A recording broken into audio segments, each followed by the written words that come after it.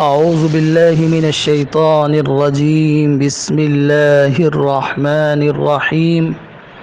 وَلَقَدْ آتَيْنَا إِبْرَاهِيمَ رُشْدَهُ مِنْ قَبْلُ وَكُنَّا بِهِ عَالِمِينَ۔ عزیز طالبات، کل گزشتہ آیت نمبر 51 سے آیت نمبر 70 تک آپ کے سامنے تلاوت کی گئی، ترجمہ پیش کیا گیا اور اس کی لغوی تحقیق پیش کی گئی تھی۔ آج ہم یہاں سے ایک ایک آیت کو پڑھتے چلیں گے اور ساتھ میں اس کی وضاحت بھی کرتے چلیں گے۔ آیت آسان ہے، اگر آپ کو لفظوں کے معانی معلوم ہیں تو بآسانی آیت کو سمجھا جا سکتا ہے، کہیں کوئی مشکل نہیں ہے، گنجلک عبارت نہیں ہے، بالکل واضح ہے، صاف ہے، ایک واقعہ ہے۔ اور قرآن کریم بہترین قصوں کو بیان کرتا ہے، اس کا انداز بیان بڑا خوبصورت ہوتا ہے، دل کو لگنے اور چھونے والا ہوتا ہے۔ اللہ تعالی جب قصوں کو بیان کرتے ہیں تو خالی ایسے ہی نہیں کہ قصے ہیں جیسے دنیا میں قصے کہانیاں سنائی جاتی ہیں اور ان کا کوئی مطلب نہیں ہوتا، مقصد نہیں ہوتا، کوئی ان سے پیغام لینا نہیں ہوتا، ایک دل لگی کے لیے، وقت گزاری کے لیے قصوں کو سنایا جاتا ہے، کہانیاں بتائی جاتی ہیں۔ لیکن قرآن کریم میں جو قصہ اللہ تعالی ذکر کرتے ہیں اس میں بڑی نصیحتیں ہوتی ہیں، بڑی عبرتیں ہوتی ہیں، بڑا درس موجود ہوتا ہے۔ اس کو اسی نیت سے اور اسی فکر کے ساتھ پڑھنا چاہیے کہ ہمارے لیے اس میں کیا پیغام ہے، کیا نصیحت ہے۔ قرآن صرف ایسے ہی خالی قصے کہانی کی کتاب نہیں ہے، بلکہ قرآن کریم کتاب زندگی ہے، وہ اس دنیا اور آخرت دونوں کی کامیابی کی ضمانت ہے۔ تو اس میں جو بھی ذکر کیا جاتا ہے وہ پڑھنے والوں کے لیے اس میں بڑا درس موجود ہوتا ہے، بڑی عبرتیں ہوتی ہیں اور بڑا اس کے اندر فائدہ ہوتا ہے۔ تو نبی صلی اللہ علیہ وسلم کو اللہ تعالیٰ نے نبوت و رسالت سے نوازا۔ لوگ کہتے تھے کہ آخر ان میں کیا خوبی ہے، کیا کمال ہے اور ان کو کیا امتیاز حاصل ہے جو ان کو نبوت سے سرفراز کیا گیا ہے۔ تو اس کے جواب میں اللہ تعالیٰ نے پہلے تو حضرت موسیٰ اور حضرت ہارون علیہم السلام کی مثال پیش کی،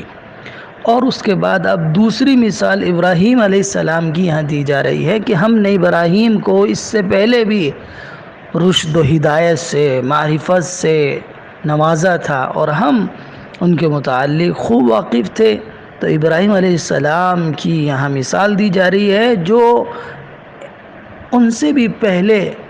کی ہے، بہت پہلے کی ہے، کہ ہم نے ابراہیم کو اس کی فطری اور طبعی توانائیوں اور صلاحیتوں سے نوازا تھا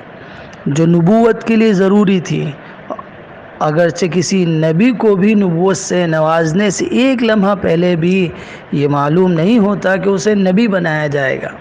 مگر اللہ بہرحال اس کی طبعی اور فطری اور مخصوص صلاحیتوں سے، خوبیوں سے، کمالات سے خوب واقف ہوتا ہے۔ وَكُنَّا بِهِ عَالِمِينَ۔ اللہ تعالیٰ کو جسے نبی بنانا ہوتا ہے، جس کو اس مقام پر پہنچانا ہوتا ہے، اللہ تعالیٰ اس سے خوب واقف ہوتا ہے۔ اور کیوں واقف نہ ہوتا؟ اس کو واقف ہونا اس کی شان ہے، کیوں واقف نہ ہوتا؟ اسی نے تو اس کو پیدا کیا ہے، اور وہی ان کا مالک، وہی حاکم، وہی رب، وہی الہ، وہی معبود ہے، اور اسی نے ان کو نبوت تو رسالت کے لیے منتخب کیا ہے اور اپنے بندوں کی ہدایت کے لیے مبعوث کیا ہے۔ تو وہ تو جانتا ہی ہے ان کے بارے میں، وَكُنَّا بِهِ عَالِمِينَ۔ اور ہم ان کے بارے میں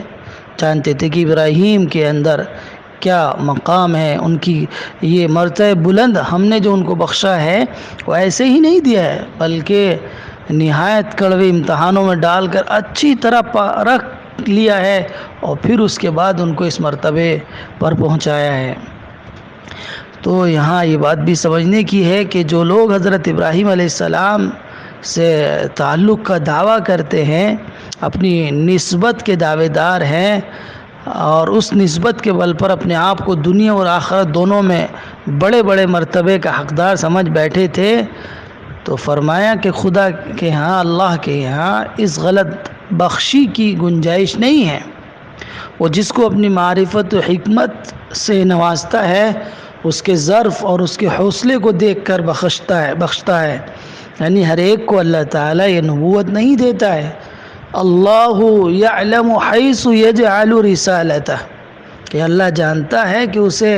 یہ رسالت، یہ نبوت کا مقام کس کو دینا ہے۔ تو ہم نے ابراہیم کو اس سے پہلے نوازا ہے رشد و ہدایت سے، معرفت سے، اور ہم ان کے بارے میں خوب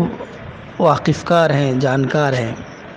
اذ قال لأبيه وقومه ما هذه التماثيل التي انتم لها عاکفون،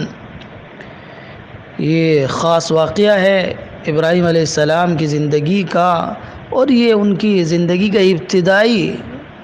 ابتدائی واقعہ ہے بالکل، اور اس سے معلوم ہوتا ہے کہ وہ کتنے جرأت مند تھے، کتنے حوصلے والے تھے، اور کس طرح اپنی جوانی میں انہوں نے دعوت و تبلیغ کے مشن کو اپنے سینے سے لگایا، اور اس کے لیے انتھک کوششیں کی، اور ان کا پورا ماحول ایک بت پرست قوم کا تھا، وہاں شرک تھا، ان کے خود خاندان میں بت پرستی تھی، ان کے باپ دادا تمام لوگ ان بتوں کی پوجا کرتے چلے آ رہے تھے۔ تو یہ ابراہیم علیہ السلام کی سرگزشت اور دعوتی صلاحیتوں اور کارناموں میں سے ایک واقعہ ہے جو بہت قابل ذکر ہے، اور اس میں خاص نصیحتیں ہیں، عبرتیں ہیں اور سبق پوشیدہ ہیں۔ ہمیں بھی ان سے استفادہ کرنا چاہیے، ہمارے اندر بھی اس دعوتی لگن پیدا ہو جائے، دعوتی فکر پیدا ہو جائے۔ اللہ تعالیٰ نے قرآن کریم میں جتنے انبیاء علیہ الصلاۃ والسلام کے قصے اور ان کے تذکرے کیے ہیں، وہ اسی لیے کہ اس امت کے اندر بھی ان کی فکر پوری طرح پیوست ہو جائے، کہ اس لیے کہ ہمارا ایک ایمان والے کا تمام انبیاء پر ایمان لانا ضروری ہے۔ اس کا ایمان مکمل نہیں ہوتا جب تک کہ وہ ہر نبی پر ایمان نہ لے کر آئے جتنے بھی اللہ تعالیٰ نے بھیجے ہیں۔ تو ابراہیم علیہ السلام کا یہاں واقعہ ذکر کیا جا رہا ہے کہ وہ کس طرح بت پرستی کو اپنے گھروں سے، اپنے خاندان سے، اپنے علاقے سے نکالنا چاہتے ہیں۔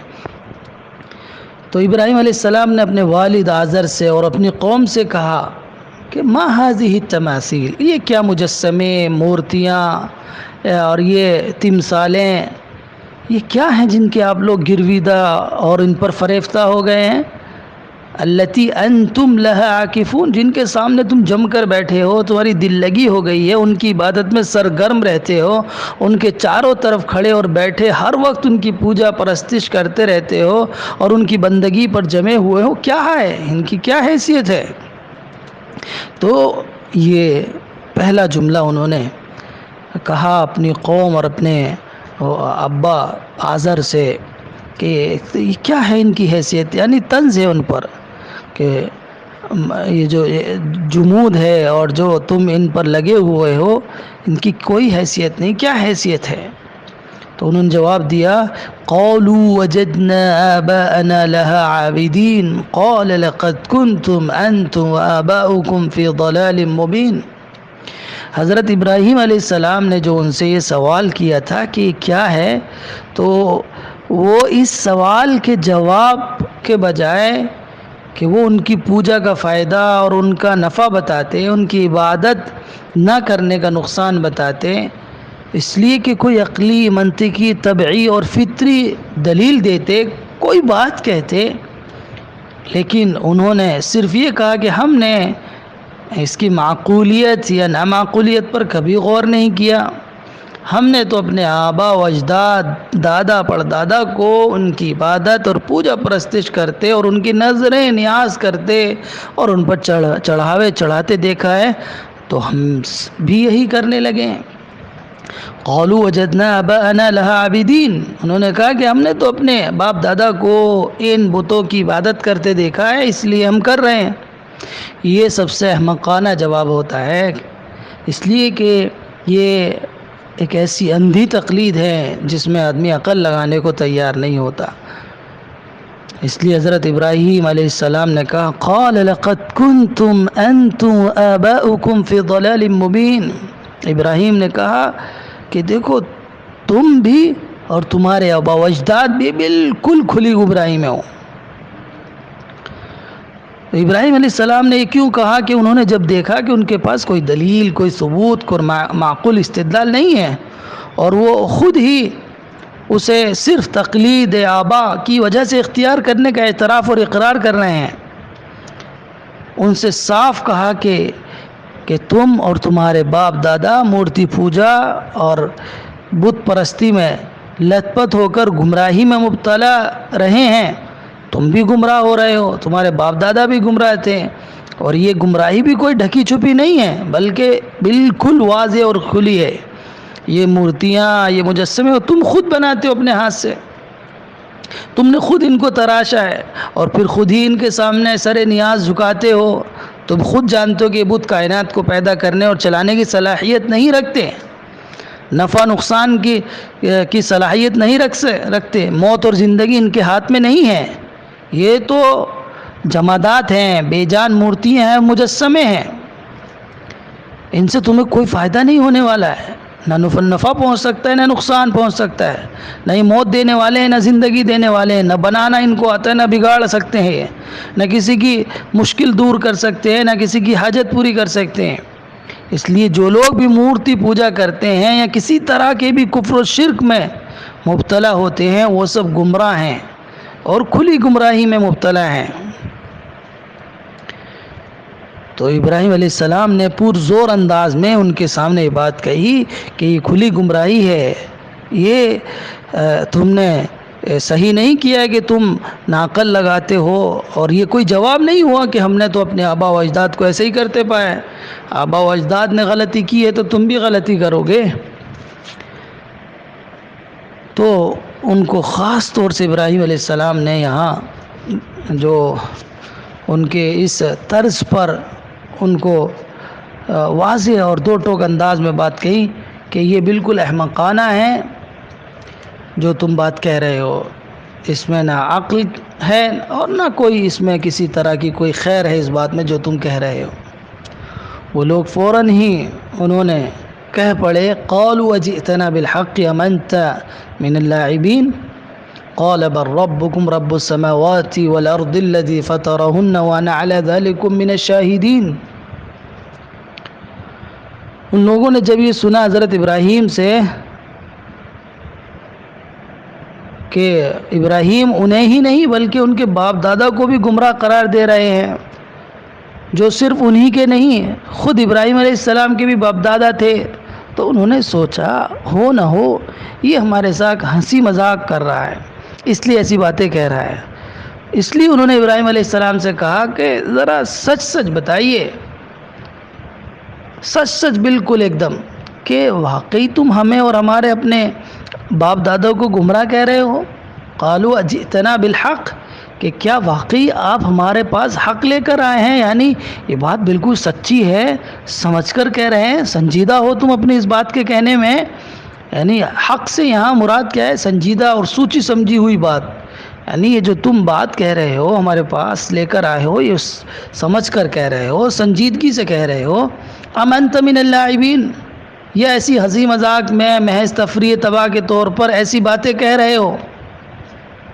یعنی وہ یہ سمجھتے تھے کہ ہمارے معبودوں کے ساتھ کوئی ایسا کیسے کہہ سکتا ہے، مذاق میں ہی کر سکتا ہے، کوئی ایسا سنجیدہ آدمی ایسا کیسے کر سکتا ہے. لیکن حضرت ابراہیم علیہ السلام نے ان کے جواب میں دعوت حق کا ایک قدم اور آگے بڑھا دیا. فرمائے کہ یہ پتھر اور یہ مٹی کے بت تمہارے رب نہیں ہیں،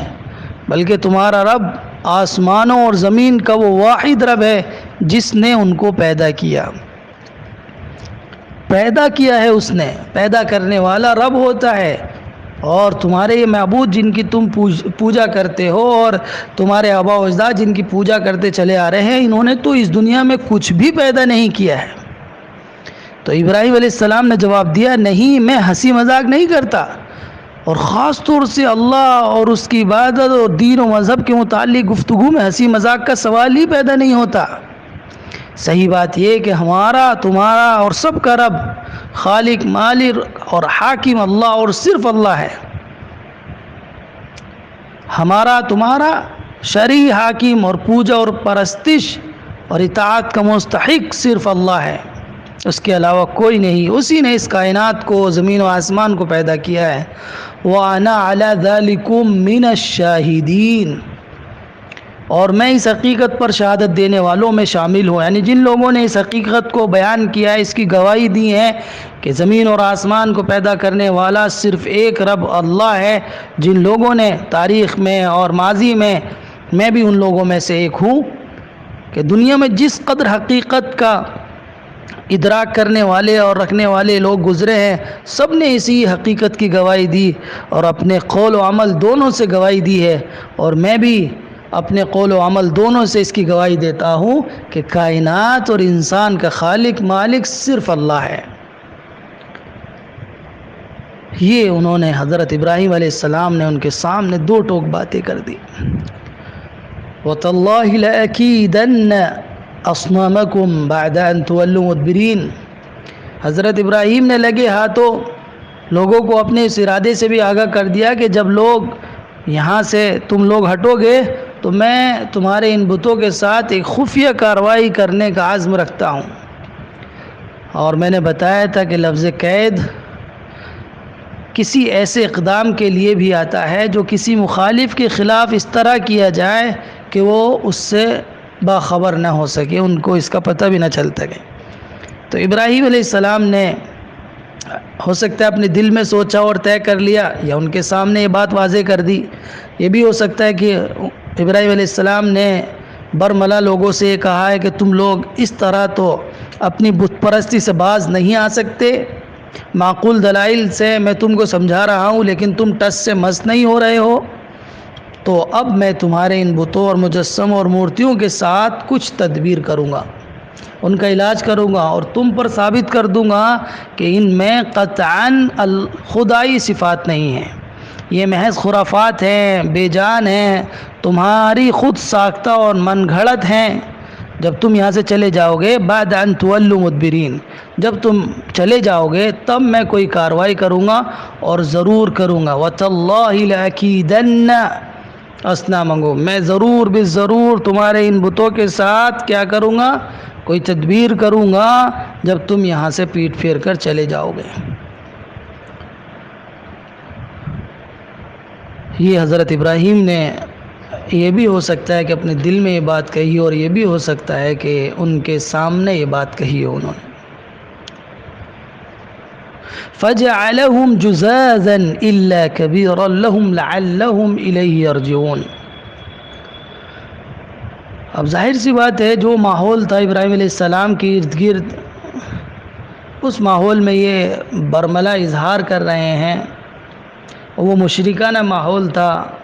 جس اقتدار کے تحت لوگ وہاں جی رہے تھے وہ کافرانہ اور مشرکانہ اقتدار تھا، اور جن لوگوں سے آپ یہ بات کہہ رہے تھے وہ مشرک تھے اور ہمہ پہلو شرک میں غرق اور لت پت تھے۔ وہ لوگ سوچ بھی نہیں سکتے کہ ابراہیم ان کے بتوں کو توڑ ڈالیں گے، ان کے تصور میں بھی یہ نہیں آ سکتا کہ وہ ان کے ٹکڑے ٹکڑے کر ڈالیں گے، اس لیے انہوں نے اس بات کی طرف کوئی توجہ نہیں کی۔ انہوں نے سوچا ہوگا دیوانہ ہے، بکتا ہے، بتوں کا، ہمارے معبودوں کا یہ کیا کر سکتا ہے، اس لیے کہ وہ سارا ماحول بت پرستی کا ہے، ان کی میجورٹی تھی، ان کی حکومت تھی، ان کے پاس افراد تھے، عوام ان کی تھی،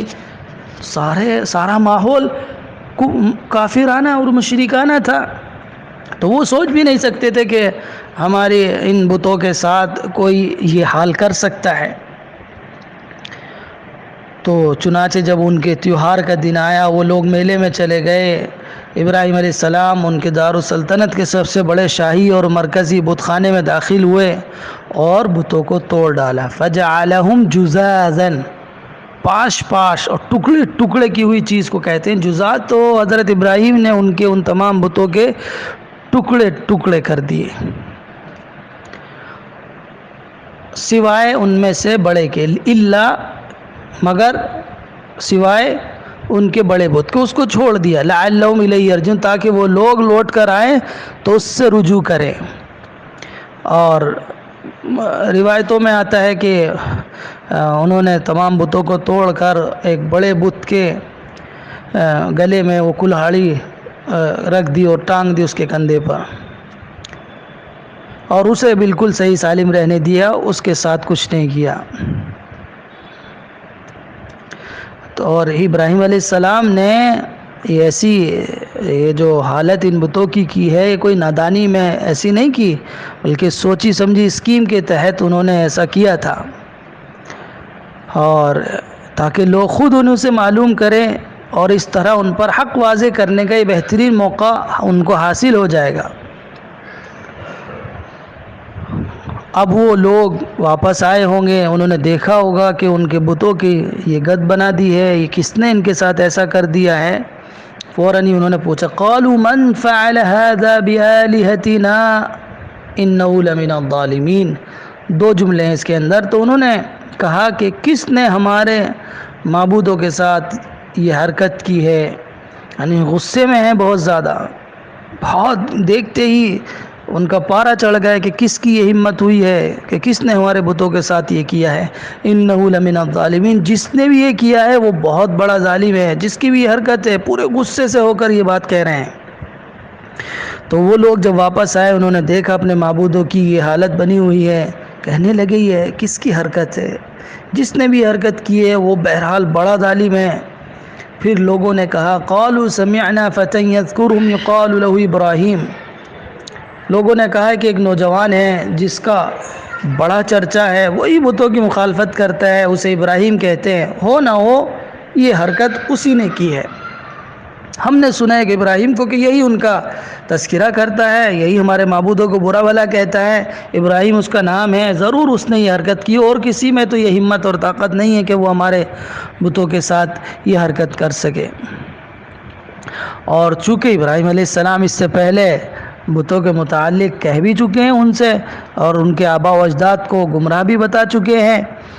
تو اس لیے 100% لوگوں نے ان کو نشانہ بنایا اور انہی کے بارے میں یہ بات کہی۔ اب ہوا کہ چنانچہ حکومت اور اس کا عملہ فوراً حرکت میں آ گیا، فوراً، اور ابراہیم علیہ السلام کو گرفتار کرنے کے لیے آرڈر جاری کر دیے۔ قالوا، انہوں نے کہا فأتوا به علی اعین الناس، اس کو لے کر آؤ لوگوں کے سامنے، لعلهم یشہدون، لوگوں کے سامنے آئیں گے تو لوگ بھی گواہ رہیں گے، اور لوگ بھی اس کی عبرت دیکھ سکیں، دونوں کے لیے گواہی دے سکے کہ دیکھو ہم نے اس کو سزا کیوں دی ہے، کہ اس لیے انہوں نے ہمارے بتوں کے ساتھ یہ کیا ہے، اور وہ اس میں موجود رہیں، اپنی آنکھوں سے اس کو دیکھیں کہ ہم مجرم کو کیسے سزا دیتے ہیں۔ دونوں کے لیے لفظ استعمال کیا ہے یہاں پر۔ تو اب یہاں پر تو فوراً ان کو لایا گیا، حاضر کیا گیا، فوراً آرڈر جاری کر دیے گئے تھے۔ تو قالوا انت فعلت هذا بآلهتنا یا ابراہیم، ابراہیم علیہ السلام سے پوچھا گیا کہ ابراہیم کیا تم نے ہمارے معبودوں کے ساتھ یہ حرکت کی ہے، تم نے ایسا کیا ہے؟ قال بل فعله كبيرهم هذا فاسألوهم إن كانوا ينطقون، ابراہیم علیہ السلام نے فوراً ہی انہیں جواب دیا اور کہا کہ ان میں سے جو بڑا مجسمہ ہے وہی صحیح سالم بھی ہے، اس سے پوچھ لو، اگر وہ بولتے ہوں تو بڑے بت سے معلوم کر لو کہ کس نے یہ حرکت کی ہے، خود اسی نے یہ حرکت کی ہے۔ یعنی وہ بڑے بت کو انہوں نے چھوڑ دیا تھا، اور ان کے سامنے ان بتوں کی بے بسی کو واضح کرنا تھا، اور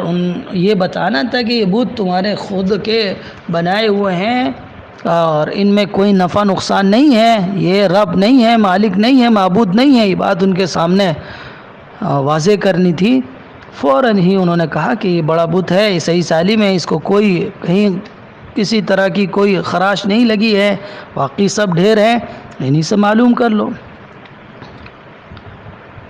تو وہ اب تھوڑا غور کرتے، سوچا انہوں نے تھوڑا سا جواب دینے سے پہلے، کہ فرجعوا الى انفسهم فقالوا انکم انتم الظالمون۔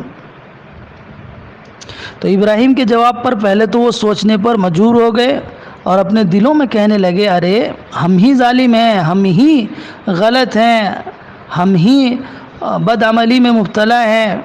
اور قرآن کا یہ انداز بیان ایسا ہے جس سے معلوم ہوتا ہے کہ انہوں نے ایک دوسرے سے اس کا اظہار بھی کیا ہوگا کہ واقعی ہمارا مذہب ہی غلط ہے اور ابراہیم جس مذہب کی طرف بلاتے ہیں وہی حق ہے، لیکن پھر بھی ان کی عقل اوندھی ہو گئی اور پھر ان پر جہالت اور تعصبات طاری ہو گئے۔ آگے آیت میں واضح ہو رہا ہے، پہلے انہوں نے جب اپنے دلوں میں جھانکا کہ فرجعوا الی انفسہم، حضرت ابراہیم نے چونکہ ان کے سامنے ایک ایسی واضح دلیل رکھ دی تھی اور واضح انداز میں ان کو ان کی رہنمائی کی تھی اور ان کو اس طرف متوجہ کیا تھا کہ وہ مجبور ہو گئے، ایک دوسرے سے کہنے لگے کہ تم لوگ تو اس نوجوان کو ظالم کہتے ہو، لیکن اس نے تو ثابت کر دیا کہ ظالم وہ نہیں ہے بلکہ ظالم تم خود ہو کہ ایسی چیزوں کو معبود بنائے بیٹھے ہو جو یہ صلاحیت بھی نہیں رکھتے کہ خود اپنے سر پر آئی ہوئی مصیبت کو دور کر سکے یا کسی کو دوسرے سے بیان ہی کر دیں، اگر وہ بتا دیں کہ ہم پر یہ مصیبت آنے والی ہے تو تم نے تو خود اپنے اوپر ظلم کیا ہے، یہ نوجوان ظالم نہیں ہے۔ کچھ دیر تو انہوں نے یہ غور و فکر کیا اور ان کی یہ بات سمجھ میں آئی، لیکن اندھی تقلید کرنے والے یا آبا و اجداد کی پوجا اور پرستش کرنے والے، ان کے نقش قدم پر چلنے والے اور عقل کو ذرا بھی استعمال نہ کرنے والے لوگ پھر واپس ہو جاتے ہیں۔ تو ثم نکسوا علی رؤوسہم لقد علمت ما هؤلاء ينطقون، اور پھر میں نے بتایا تھا آپ کو کہ نکاسا کے معنی کسی چیز کو اس طرح الٹ دینے کے ہیں کہ اس کے پاؤں اوپر ہو جائیں اور اس کا سر نیچے ہو جائے، الٹا کرنا نکاسا۔ تو حضرت ابراہیم علیہ السلام کی اس تنبیہ سے ذرا دیر کے لیے انہوں نے آنکھیں کھولی تو صحیح تھی، آنکھیں کھولی سمجھ میں آیا ان کے، لیکن پھر اوندھے ہو گئے اور بولے کہ یہ تو تمہیں معلوم ہی ہے کہ یہ بولتے نہیں ہیں۔ لقد علمت، ابراہیم تم جانتے ہو کہ یہ بت جو ہیں بولتے نہیں ہیں، ما هؤلاء ينطقون، یہ بولتے نہیں ہیں، ہم ان سے کس طرح پوچھیں؟ تو جو لوگ اس قسم کی جہالتوں میں مبتلا ہوتے ہیں ان کے دلوں پر بھی کبھی کبھی کسی واقعی تنبیہ سے ایسی ہی روشنی پڑتی ہے کہ انہیں سیدھی راہ صاف دکھائی دینے لگتی ہے، لیکن عصبیت اور جاہلیت اور ان کی اپنی اندرونی خباثت سے وہ آسانی سے جان چھڑانے والے نہیں ہوتے ہیں اور پھر اپنی اسی پرانی روش پر اوندھے ہو جاتے ہیں اور ایک قدم صحیح اٹھا کر پھر وہی الٹی چال اختیار کر لیتے ہیں اور پھر اسی پر چلنے لگتے ہیں۔ قال فتعبدون من دون اللہ ما لا ينفعكم ولا يضركم، اور جب انہوں نے یہ کہا تو ابراہیم علیہ السلام کو یہاں موقع مل گیا پھر اپنی فکر کو، اپنی دعوت کو پیش کرنے کا۔ تو ابراہیم علیہ السلام نے فوراً کہنا شروع کیا، ارے اللہ کے بندو، تم اللہ کو چھوڑ کر ان کو پوچھتے ہو اور ان کی مورتیاں بنا کر سامنے رکھ لیتے ہو جو تم کو کسی قسم کا ذرا بھی نقصان نہیں پہنچا سکتے اور نہ نقصان پہنچا سکتے ہیں۔ اف لکم ولما تعبدون من دون اللہ، ہائے افسوس ہے تمہارے اوپر، توف ہے تمہاری اس حرکت پر، تم پر بھی اور تمہارے اوپر بھی، اور تم اللہ کو چھوڑ کر جن چیزوں کو پوچھتے ہو ان پر بھی۔ اف لکم، تمہارے اوپر بھی، ولما تعبدون من دون اللہ، اور اس پر بھی جس کو تم اللہ کے علاوہ کو پوچھتے ہو۔ کیا تم عقل سے کام نہیں لیتے؟ افلا تعقلون، کیا عقل نہیں لگاتے؟ دیکھیے یہاں عقل کو اللہ تعالیٰ نے اور ان کو اپیل کیا ہے اور عقل لگانے کی بات کہی ہے، اور ابراہیم علیہ السلام کا اس کے اندر شدید نفرت بھی ظاہر ہو رہی ہے کہ ابراہیم علیہ السلام نے پورے اپنے ایک جوشیلے انداز میں ان سے کہا ہوگا اور یہ سب حجت تمام کر دی ان پر کہ اف لکم ولما تعبدون من دون اللہ فلا تعقلون، یعنی کہ تم بالکل عقل سے کام نہیں لیتے ہو۔ بھلا ان پتھروں کی مورتی کو پوجنے سے کیا حاصل ہے؟ جن کی بے بسی کا یہ حال ہے کہ وہ خود اپنی حفاظت نہیں کر سکتے تو وہ آخر تمہاری حفاظت کس طرح کریں گے؟ تو یہاں واقعی اگر آدمی عقل و دانش، فہم و شعور سے کام لے تو اس پر واضح ہو جائے کہ شرک کے لیے کوئی بنیاد ہی نہیں ہے۔ غیر اللہ کی عبادت، غیر اللہ کی عبادت، اطاعت اور غیر اللہ کی پوجا اور پرستش پر کوئی دلیل ہی نہیں ہے، سراسر عقل کے خلاف ہے، یہ حق کے خلاف ہے، اور شریعت میں تو اس کی بہت زیادہ مذمت آئی ہے۔ تو عقل پر بھی اگر شرک کو آدمی ناپے گا تو عقل کے لیے کوئی دلیل اس کے پاس نہیں ہے،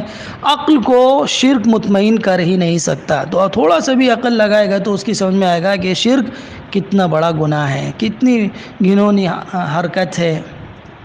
اب چونکہ ان کی وابستگی تھی اپنے معبودوں کے ساتھ اور وہ اس کو چھوڑنا نہیں چاہتے تھے، فوراً ہی انہوں نے کہا قالوا حرقوا وانصروا آلہتکم ان کنتم فاعلین، انہوں نے کہا کہ اب تو ان کو جلانا پڑے گا۔ اب ظاہر سی بات ہے، جو آدمی سمجھتا ہے، جو پجاری ہوں گے اور مندر کے رکھوالے ہوں گے، مجاور ہوں گے، انہوں نے دیکھا کہ حضرت ابراہیم علیہ السلام نے ان کا سارا کاروبار، ان کا پیشہ خطرے میں ڈال دیا ہے، نہ ان کا کوئی بھرم رہ گیا ہے، نہ ان کے معبودوں کا، تو اپنے عوام کو اکسایا کہ یہ وقت اپنے معبودوں کی حمایت میں اٹھنے کا ہے۔ اگر اس وقت اس نوجوان کے خلاف کوئی سخت کارروائی نہ کی گئی تو آباء و اجداد کا دین تباہ ہو کر رہ جائے گا۔ تو اس سے معلوم ہوتا ہے کہ اس اپیل کا عوام پر اثر ہوا اور حضرت ابراہیم علیہ السلام کے خلاف اقدام سے متعلق کچھ تجویزیں بھی ان کے سامنے لائی گئیں۔ تو وہ دیکھ رہے تھے کہ عوام پر اس کا اثر ہو رہا ہے، فوراً انہوں نے کہا کہ اس کو ہلاک کرنا اور اس کو ختم کرنا ضروری ہے۔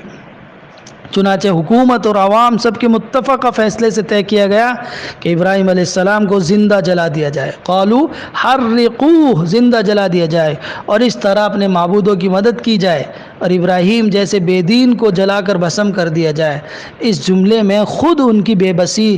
کا اظہار ہے کہ بتائیے وہ معبودوں کی مدد کرنے جا رہے ہیں،